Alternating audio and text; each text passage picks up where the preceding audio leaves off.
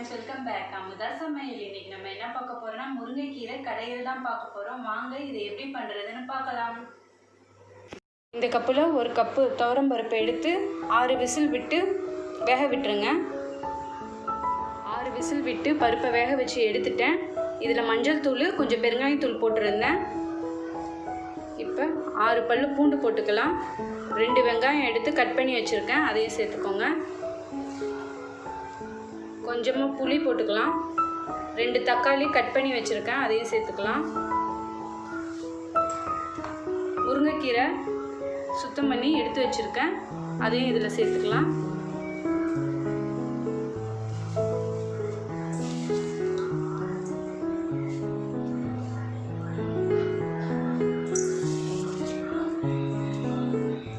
பச்சை மிளகா 4 பச்சை மிளகாய் எடுத்துருக்கேன், அதையும் இதில் சேர்த்துக்கலாம். உடச்சி சேர்த்துக்கோங்க. ஒரு 2 விசில் வச்சு இறக்கிடுங்க. தேவையான அளவு தண்ணி ஊற்றிக்கோங்க.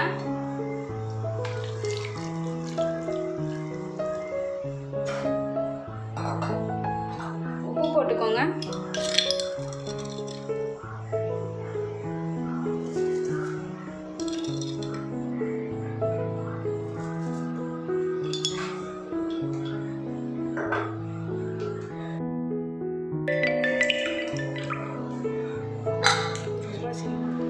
ரெண்டு விசில் வச்சு எடுத்துடுவோம்.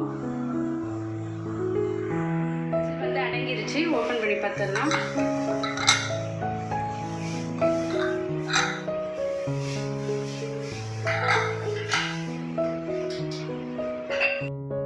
பாருங்க, கீரை நல்லா வெந்துருச்சு.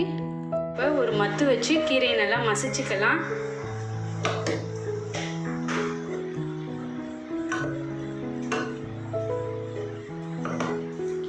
மசிச்சு வச்சுட்டேன். நான் ஒரு மிக்சியில் ஒரு சுற்று விட்டு அரைச்சி வச்சுருக்கேன். இதுக்கு ஒரு தாளிப்பு கொடுத்துடலாம். ஒரு பேன் வச்சுக்கலாம். கொஞ்சமாக எண்ணெய் ஊற்றிக்கோங்க. 1 டேபிள் டீஸ்பூன் எண்ணெய் காஞ்சிருச்சு. 1 டீஸ்பூன் கடுகு, 3 காஞ்ச மிளகா,